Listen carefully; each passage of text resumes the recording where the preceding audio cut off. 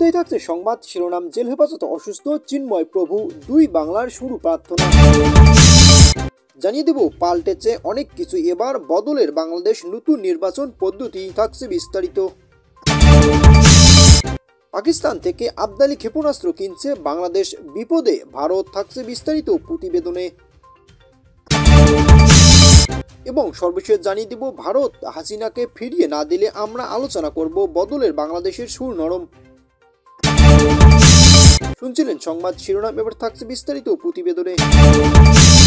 Jail হেফাজতে অসুস্থ চিন্ময় প্রভু, দুই বাংলা শুরু প্রার্থনা। জেলের ভেতরে সঠিক খবর দেওয়া হচ্ছে না, শোনা যাচ্ছে চিন্ময় কৃষ্ণ দাস অসুস্থ, রাধারমণ দাস। বিস্তারিত তথ্য দিচ্ছে না প্রশাসন। রাধারমণ দাস, চিন্ময় কৃষ্ণ দাসের জামিন শুনানি 2 জানুয়ারি। বাংলাদেশের আদালতে শুনানির আগে অসুস্থ চিন্ময় কৃষ্ণ দাস। পদ্মাপাড়ে জেল হেফাজতে অসুস্থ Chinmoy Krishna Das pressure sugar fall করছে বলে সূত্রের খবর। জেল থেকে এসে কাল দেখা গেছেন ডাক্তাররা। জেলের ভেতরে সঠিক খবর দেওয়া হচ্ছে না, শোনা যাচ্ছে চিন্ময় কৃষ্ণ দাস অসুস্থ। চিন্ময় কৃষ্ণ দাসের জামিন শুনানি 2 জানুয়ারি। বাংলাদেশের আদালতে শুনানির আগে অসুস্থ চিন্ময় কৃষ্ণ দাস। চট্টগ্রাম জেলে তিনি ঠিক মতন চিকিৎসা পাচ্ছেন না, এমনই অভিযোগ উঠেছে বাংলাদেশ হিন্দু সংগঠনগুলি। নতুন বছর 2 জানুয়ারি তার জামিন মামলার শুনানি, তার আগেই এইভাবে অসুস্থতার খবর উদ্বেগ বাড়ালো। প্রায় 1.5 মাস ধরে দেশদ্রোহ মামলায় জেলবন্দি ইস্কন সন্ন্যাসী চিন্ময় কৃষ্ণ দাস। পতাকা অবমাননার অভিযোগে তার বিরুদ্ধে দেশদ্রোহ মামলা দায়ের করছে বাংলাদেশ সরকার। চট্টগ্রামে কারাগারে বন্দী করা হয়েছে তাকে, মেলেনি জামিন, বারবার পিছিয়ে শুনানি। পরবর্তী শুনানি আগামী 20 জানুয়ারি। কলকাতা ইস্কনে মুখপাত্র রাধারমণ দাস তিনি জানান, সরাসরি খবর আমরাও পাচ্ছি না, কিন্তু যেটুকু শুনলাম সেটা সত্যি চিন্তার বিষয়। 2024-এ সমস্ত বাংলাদেশি সংখ্যালঘু হিন্দুদের জন্য খারাপ ছিল। আমরা খুবই চিন্তিত আছি, আমরা জানি না ওর ভালোভাবে চিকিৎসা হচ্ছে কিনা। 20 জানুয়ারি ফের চট্টগ্রাম নিম্ন আদালতে চিন্ময় প্রভু জামিনের শুনানি। ওই দিন তিনি যাতে জামিন পান তার জন্য আপ্রাণ চেষ্টা করছেন বর্ষিয়ান আইনজীবী রবীন্দ্র ঘোষ। বদলে যাওয়া বাংলাদেশের আগামী জাতীয় সংসদ নির্বাচন কবে হবে তা স্পষ্ট নয়। বাংলাদেশের অন্তর্বর্তী সরকার থেকে সাম্প্রতিক ঘোষণা করেছে আগামী বছরের 30 জুনের মধ্যেই বাংলাদেশ জাতীয় সংসদ নির্বাচন হবে। ইতিমধ্যে বাংলাদেশের রাজনীতি একটা আলোচনা উঠেছে নির্বাচন পদ্ধতি পরিবর্তনের। জামায়াতে ইসলামী, ইসলামী আন্দোলন, সিপিবি, গণসংহতি আন্দোলন, এবি পার্টি, গণ অধিকার পরিষদের মতো বিভিন্ন রাজনৈতিক দল একে অপরের সমর্থন করছে। অন্যদিকে শুরু থেকেই এর বিরোধিতা আছে বাংলাদেশের অন্যতম প্রধান রাজনৈতিক দল বিএনপি। আনুপাতিক নির্বাচনের পক্ষে বিপক্ষে রাজনৈতিক দলগুলির যে অবস্থান, সেখানে রাজনীতি তো বটেই, ভোটের নানা সমীকরণে মেলাচ্ছেন অনেকে। আলোচনা আরও নতুন করে পদ্ধতি, যদি নির্বাচন হয় তাহলে সেটা কোনো রাজনৈতিক দলকে লাভবান করবে আর কোনো দল ক্ষতিগ্রস্ত হবে। বাংলাদেশের এখন যে প্রচলিত নির্বাচন, সেখানে 300 আসনের রাজনৈতিক দলগুলোর প্রার্থী থাকে, ভোটারদের ভোট তারা সরাসরি নির্বাচিত হন। কিন্তু এই অবস্থা পরিবর্তন ঘটিয়ে এখন মতামত দেওয়া হচ্ছে আনুপাতিক নির্বাচন পদ্ধতি চালু করার। সেখানে সারা বাংলাদেশের একটা রাজনৈতিক দল যত ভোট পাবে তার আনুপাতিক হারেই নির্বাচিত এবং নির্ধারিত হবে সংসদের ওই দলটি কত আসন পাবে। অর্থাৎ এখানে সরাসরি জনগণের ভোটে কোনো প্রার্থী নির্বাচিত হবে না। কোনো একটি দল যদি শতকরা 40% ভোট পায় তাহলে সংসদ তার আসন হবে 100 আসনের মধ্যে 40টি। কিন্তু আনুপাতিক এই নির্বাচন নিয়ে পক্ষে বিপক্ষে কি আলোচনা করা হচ্ছে বাংলাদেশের রাজনৈতিক দলগুলোর মধ্যে। বাংলাদেশের অতীতে প্রচলিত সংসদীয় পদ্ধতি নির্বাচন এর সুফল পেয়েছে প্রধানত বড় দুটি রাজনৈতিক দল বিএনপি ও আওয়ামী লীগ। নির্বাচনগুলিতে জয় পরাজয়ের ভিত্তিতে আসন ভাগাভাগি হওয়ার যে দল বিজয়ী হয়েছে তারাই সংসদের বেশি ভাগ আসন পেয়েছেন। কিন্তু এই অনেকেই আসনে দেখা যায় জয়ী বা পরাজিত প্রার্থীর ব্যবধান খুবই কম।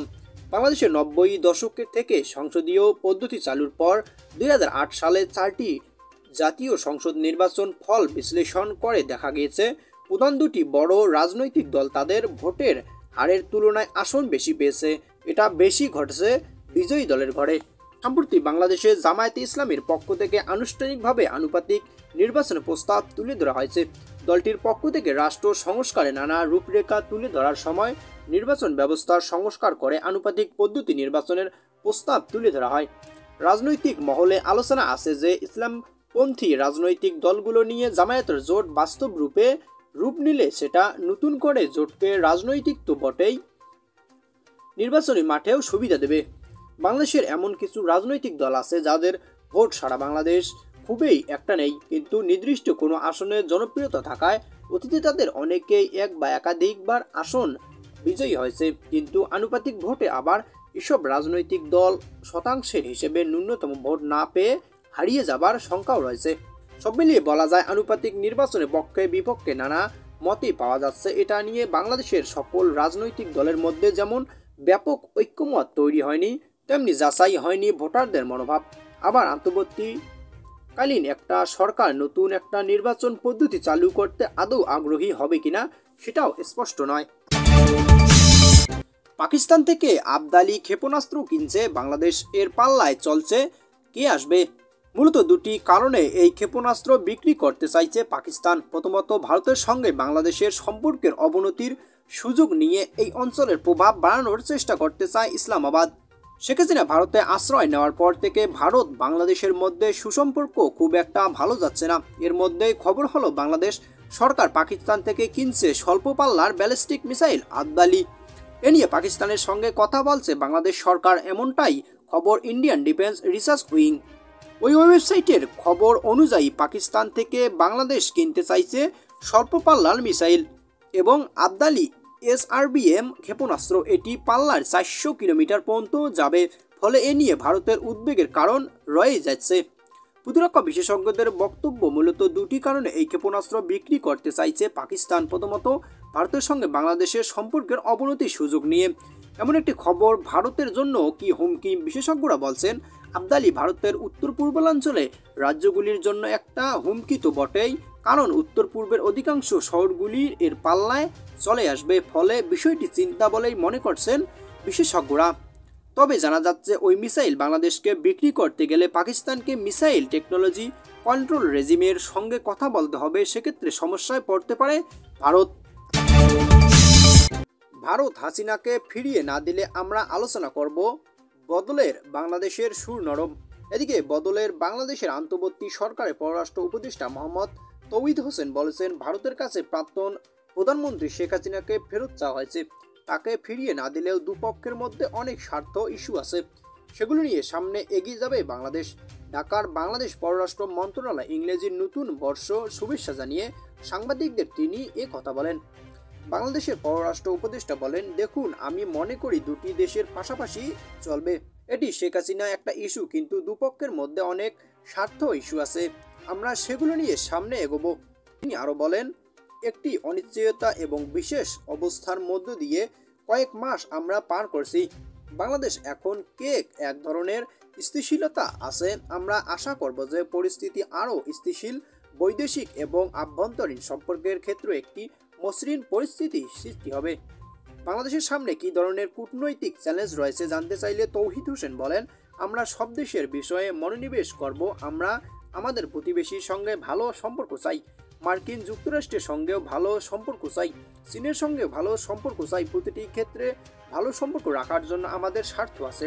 আমি বিশ্বাস করি যাদের কথা বললাম ভালো সম্পর্কের ক্ষেত্রে তাদের স্বার্থ নিহিত আছে। নতুন বছরের বিষয়ে আমি যথেষ্ট আশাবাদী। এবছর শেষ হতে হতে আমরা আরও অনেক নিশ্চিত বলতে পারবো যে আমাদের প্রতিবেশী এবং অন্যান্য দেশের সঙ্গে সম্পর্ক ভালো হয়েছে। বাংলাদেশের পররাষ্ট্র উপদেষ্টা আরও বলেন, তিনটি দেশের সঙ্গে সম্পর্কের ক্ষেত্রে আমাদের যথেষ্ট অগ্রাধিকার আছে। এই তিন জায়গাতেই আমাদের স্বার্থ নিহিত। বাংলাদেশের অগ্রাধিকার হচ্ছে রোহিঙ্গা সমস্যার সমাধান করা, অগ্রাধিকার হচ্ছে তিনটি গুরুত্বপূর্ণ দেশের সঙ্গে ভালো সম্পর্ক রাখা, রাজনৈতিক ও কূটনৈতিক ক্ষেত্রে স্থিতিশীলতা এবং আরও ভালো পরিস্থিতি তৈরি করা। উপদেষ্টা আরও বলেন, রাখাইন পরিস্থিতি অন্তত চ্যালেঞ্জিং, কারণ এখানে গ্রাউন্ড রিয়েলিটি পরিবর্তন করা হয়েছে। আমাদের মূল লক্ষ্য হচ্ছে এই লোকগুলোকে রোহিঙ্গা নিরাপত্তা সহ ফেরত পাঠানো। এটি না হলে তারা ফেরত যাবে না। বাংলাদেশ জুলাই আগস্ট অভ্যুত্থান নিয়ে জাতিসংঘের ফ্যাক্ট ফাইন্ডিং মিশন কাছে বাংলাদেশের বেশ কয়েকটি সংস্থা এখনও তাদের রিপোর্ট জমা দেয়নি। এ বিষয়ে জানতে চাইলে তিনি বলেন, এখনও সব রিপোর্ট আসেনি, তবে আসার পথে আছে। আশা করি খুব তাড়াতাড়ি আমরা অবস্থান জানতে পারবো, তারা তাদের রিপোর্ট প্রকাশ করতে পারবে।